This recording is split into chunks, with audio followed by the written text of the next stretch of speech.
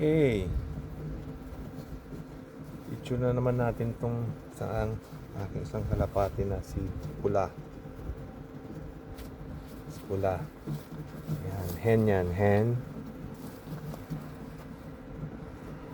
Ang bili ko rin po yata dito is $15 lang. Yung mga nagkakalapati dito kasi hindi nila, pag mga baguhan, mura lang nila binebenta kasi nag-i-start ka pa nga. Kasi itong hobby na to dito namamatay na eh. Encourage nila mag ayan. Yung kanyang number 13680. Okay.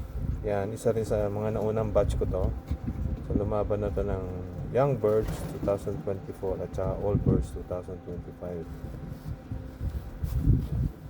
Ay, yung kapatid nito, doon kay Willie, nagbilihan ko nito, ilang beses na club champion sa kanya. Madalas mag top champion yun si Willie. Marami kasi siyang kalapati. Anyways, ito yung last race ng Young Birds. Ito yata yung unang bumalik sa akin 2024 ng Young Birds. Almost 600 kilometers yata yun sa akin.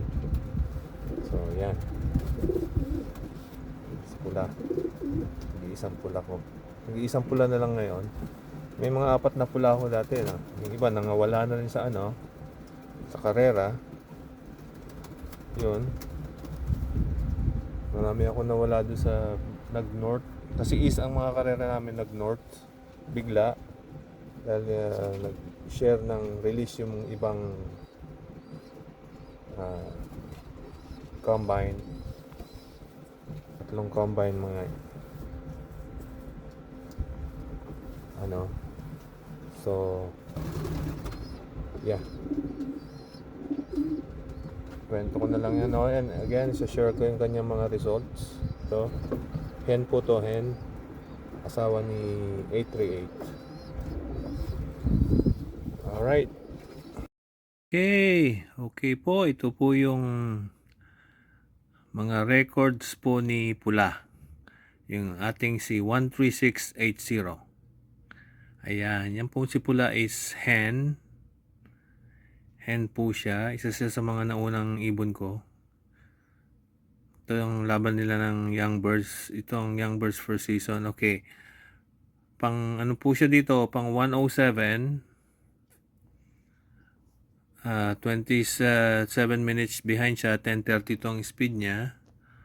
Out of 335 birds. Next. Okay. Ito po ay pang 300 siya. Behind siya ng 2 hours 10 minutes. Ang speed niya lang po is 7:31. And ito po ay 275 kilometers race. 275 sa akin. Pang 300 siya out of 497 birds. Next. Okay. Dito naman po siya ay pang 76.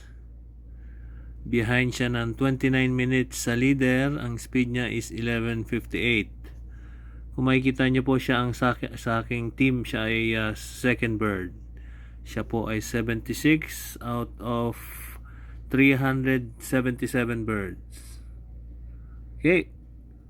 Okay, ito naman pong race na to is 25 minutes behind siya sa leader. Ang speed niya po is 10:26. Siya po ay pang 189 out of 477 birds. Okay. At ito nga po pala ay 188 kilometer race. Yep. And ito naman po ay pang 10 siya out of 356 birds. Ito po ay 374 kilometer race. Siya ay behind ng 1 hour 42 minutes. Ang speed niya is 15:88. Ang best bird ko dyan si 8:11. Okay. Okay, yeah. Ito naman po ang huling-huling race sa Young Birds sa 2024. Siya po ay pang 90 out of 389 birds. 560 kilometer race. Siya ay behind ng 36 minutes. Speed niya po is 12:03. So, nangunguna siya sa team ko, siya nangunguna sa 23 birds ko. Itong race na to. So, magaling siya rito. Okay. Okay, ito naman po ay pang 191 siya. Behind siya ng 4 hours 2 minutes. Ang speed niya lang po is 8:04. Siya ay pang 191 out of 262 birds. Okay, and ito po ay 410 kilometers race. Okay, ito naman po pang 121 siya. Behind siya ng 36 minutes. Ang speed niya po is 11:66. 275 kilometer race po ito. Siya ay pang 121 out of 262. Okay. Ito naman po ay 638 kilometer race. So, mahaba po itong race na to. Pero daybird po siya dyan. Behind siya sa leader ng almost 3 hours. Ang speed niya 9:63. So, siya po ay pang 79 out of 195 birds. Okay. Okay, ito naman po yung palagay ko yung huling-huling karera sa All Birds 2025. Ito po ay super hard race to. Sa team ko yata si champion lang ang naka-daybird dito. Anyways, ang behind po ito si Pula ng 11 hours 21 minutes and 492 lang po ang speed niya. So yeah, yan ang ano ni Pula. Minsan magaling, minsan hindi. Yan ho ay 627 kilometer race, hard race. Ito po yung aking si champion. Pang 16 siya sa 178. Anyways, yun po ang kay Pula. Minsan magaling siya. Minsan hindi. Merong karera na nangunguna naman siya sa team ko.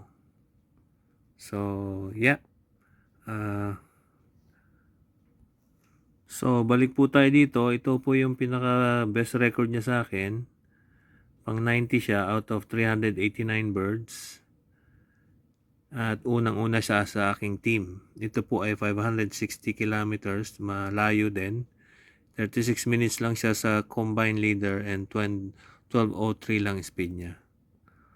Okay, that's it for sa pula, sa ating sipula natin. Till next time, yung ibang ibon naman po.